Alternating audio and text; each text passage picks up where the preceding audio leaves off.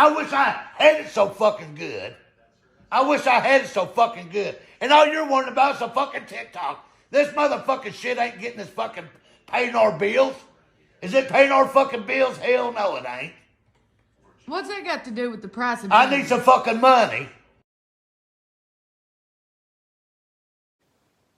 Hey y'all, welcome to my channel. If you're new, welcome back if you are returning. So this time we are listening to some of these women and what they have to say about some of these men on TikTok. Now here's the thing, if you are new here or you've never caught one of my full lives, then let me just tell you how I roll. I do not play the game of comparing men versus women because I think that we are not on the same wavelength.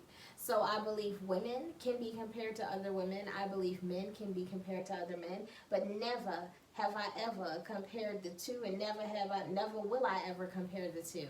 So we have women, and they're giving their experiences and their opinions, and they're open to do that. But I say that because there was somebody in another comments, and they were like, they commented on another video and they were like, well, do you say that about men, but what about the women? Hold on, what type of feminine energy do you have going on? Because what we don't do is compare men to women. Now, if you want to talk about women, I take women to task. I don't play games with them. If you want to talk about men, I do the same thing. But what we won't do is compare the two. Now, if you want to compare different groups of men, I'm here for it. You want to compare different groups of women, that works. But you will never come over here and compare black men to black women because we're not on the same level. And if you're expecting that, then this is the wrong place for you. I believe in hypergamy. I believe men are the head. I believe men lead. I believe women are supposed to be feminine. I believe women are supposed to follow. So how would I ever take someone that I look at who is supposed to be following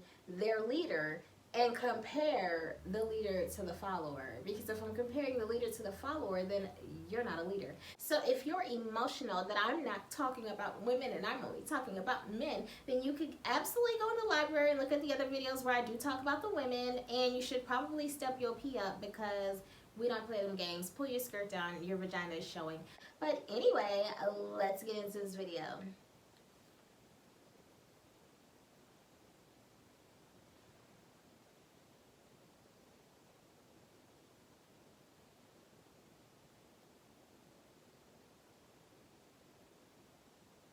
Black women are not meant to be married and fully committed relationships. Black women were breeders in slavery days. No, black women of today are not breeders because black women of today are raising their children. Worst case scenario, some have given their children up for adoption, or those children are being raised by immediate family members. But black women are not just breeding children and then letting the chips fall where they may. You are right about history repeating itself, though, because black men were and still are breeders. The black man's job during the days of slavery was to impregnate as many women as possible in the shortest amount of time and capitalize on masses' investment by breeding him more property. And while they no longer have to do this, far too many black men willingly are still taking on this role. And you can say the not all black men. I am already aware of this. I know there are black men out here who are creating families and not just breeding children. But the number of you who are doing exactly that, breeding children and walking away from those lives, are far, far too many. Not only are so many black men breeders, it's become so many of you that it's socially acceptable for you to be breeders, for you to have 3, 4, 5, 6, 7 baby mamas around, to have children in different area codes, in different states, in different countries. The bar is so low that we celebrate these men who see their children 2 out of the 7 days of the week as the pinnacle of fatherhood. Let that marinate. It's always very interesting to me when black men use white supremacist talking points to try to degrade and debase black women, because it's always an L for you. You're always telling on yourselves, and there's no way that you can drag down the black woman without dragging yourselves down too. Single motherhood is not a spontaneous way of being. It's either something that's planned by both parties or orchestrated by one party. Black men are largely responsible for creating single motherhood in the black community. because you're much more interested in keeping up that stereotype of being a breeder than in actually evolving. So many of you wrap your masculinity up in how many women you can be with and how many children you can conceive. We're not on the plantation anymore. There won't be any negative repercussions if you actually keep your dick in your pants and you take the time to get to know and be involved in your children's lives. Mass is not here anymore to give you a pat on the head for conceiving 13 children with 10 different women. And tearing down the black woman isn't going to make him feel better about you as a black man. Instead of sitting on the internet telling black women what disqualifies us from motherhood, why don't you focus that energy inward and do something more with your lives than creating more children and creating more generational poverty for our community? Well, looks like sis said a word. Shout out to Nick Cannon. I actually know back home there were several men in my neighborhood, in my community growing up, who have over 30 kids. I know off the top of my head, I'm thinking of 3 different families where the men had over 30 children. And all 3 of them were black, and all 3 of them were like crackheads. And they left a whole trail of baby mamas raising all of these children by themselves. And a couple of the moms had degrees and had their stuff together. And, you know, were just left with a beautiful child with a trash father. So, yeah, this is what they do. But moving on. Why are so many black men dating Latinas and dating white women more than ever? And here's my quick response. No stress, no drama, more support. And it's that simple. When we walk out the house every day as black men, it's a high probability that we might not make it home.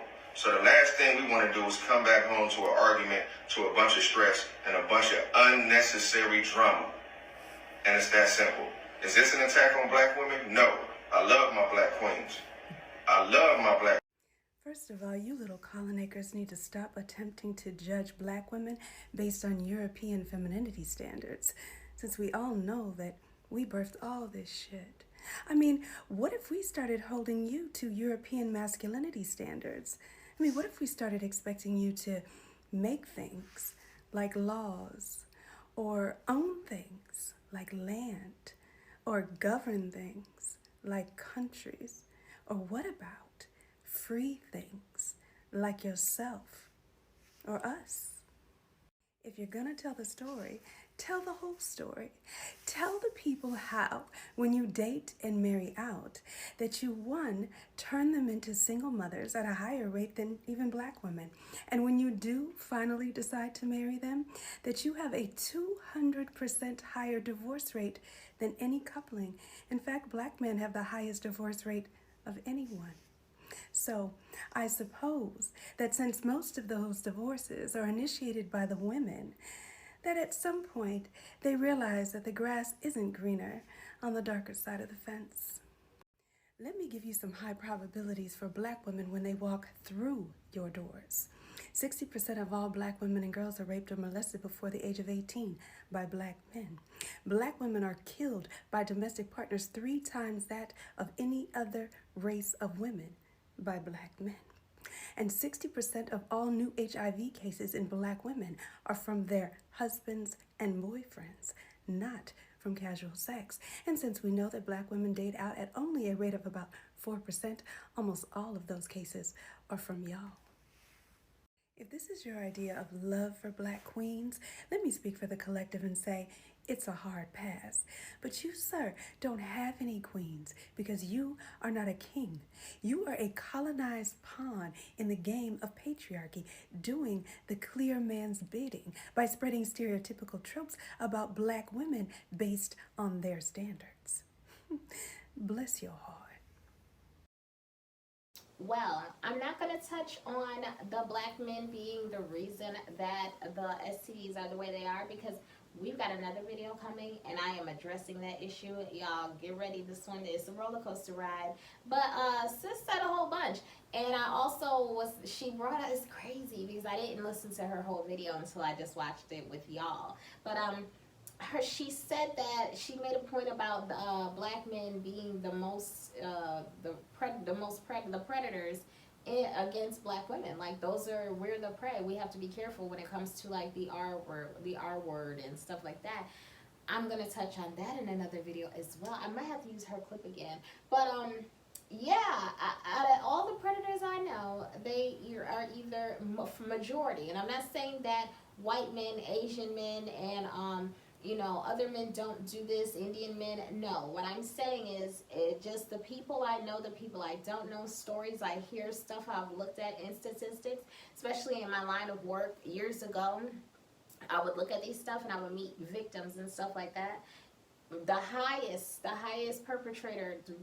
rated perpetrators were black and Hispanic men. It just is what it is. And did y'all hear him pull a Paris Milan and say Latinas? Not Latina, he said Latina. That was funny, y'all. Anyway, next video. My question is, what kind of message does this send to young black girls to see these prominent, trailblazing, pioneering black women both married to white men? And the other thing... Let's talk about it. Let me tell you what message it is sending to young black girls. First being that you can still be about your culture, your generation, your values, your ethics, and also date outside of your race. It doesn't make you any less black. She is black, and people know that. We have been rooting for her. She's been rooting for our community, and she dates outside of her race. It also sends the message to go where you are loved. There are black men talking on podcasts about how women are this, women are that, and talking about how high earning and high value women are not dateable. They're not marriage material because they are successful and high earning. It shows that a successful man, a high value man, is not afraid of a successful woman. It also sends the message that a lot of white men are very, very willing and very, very loving of their black partners who are very about their culture and their generation and politics. Basically saying not all white men are wanting you to be Candace Owens. And it also shows to young girls, or at least it should, to be with someone who has built a life, a successful career on their own. He is also a politician. He is very successful. And I gotta ask, do we ask the same questions when we see black athletes or politicians or rappers choose white women or other women of other races? How is this going to affect young boys? How is it going to affect young boys? How is it going to affect young girls? The answer is no. The answer is no, the fuck they don't. Because a lot of those people see white women as the prize for their success. But they see black women as mothers and nurturers and caretakers and wives for black men and for the black community. And we don't deserve the prize. We deserve what we have always had, which is the opportunity to nurture our kangs. And what that video really sounded like to me was, what if black girls start realizing that they can choose better, that they can have more? So yeah, that I think is the message that it is sending. First of all, these videos are way long, but trying to remember what she said, because she says so much, which is not a bad thing, but I've got to shoot shorter videos because I lose my attention. Anyway, so he said about the message that it sends to black girls. Wasn't it just a couple of videos ago on my channel that one little fool was saying how, oh, a black woman says she has a house, she has a career, she has some money, she's missing a relationship, she wants a bond with someone, and he was like, oh, she has everything else, that just means that she doesn't need me, there's nothing for me to do, she's no longer eligible because she has everything. So it sounds to me, the message that sends, or it should be sending to young black girls, is that once you get to a certain point, you have aged out of dating black men exclusively. I don't think you should be doing it from the gate, but if you were, you need to reprogram yourself once you hit a certain level of success, or you're just going to have to be comfortable with dating down because he's not going to keep up. And another thing, she said her husband was a politician. I don't know about that side, but I'm pretty sure he's a doctor, so a surgeon or of some sort, something like that. But yeah, good video, a little bit too long, but let's keep moving. Y'all will be like, oh, you're a misandrist, you're a man-hater, you probably have no men in your life, they probably can't stand you. And it's like, actually, I have a lot of men in my life. Yeah, and they love me. Not only do the men in my life know that they're the exception, they also can't stand men. Who do you think these so-called misandrists are talking to about how men ain't shit? Who do you think is right there along with us in the group chats, in the text messages, on Twitter, while we cupcaking in bed? I promise you the men who know men ain't shit can't stand men more than the women who know men ain't shit. So baby, don't worry about us. Okay, because we're cultivating more fulfilling relationships with men, as we call it misogyny, because we surround ourselves with men who get it. Get on board or get left. I don't know what to tell you. You can't bring them all with you. So like she said, get on board or get left. And on that note, make sure you guys thumbs this video up, and we will do this again next time, y'all.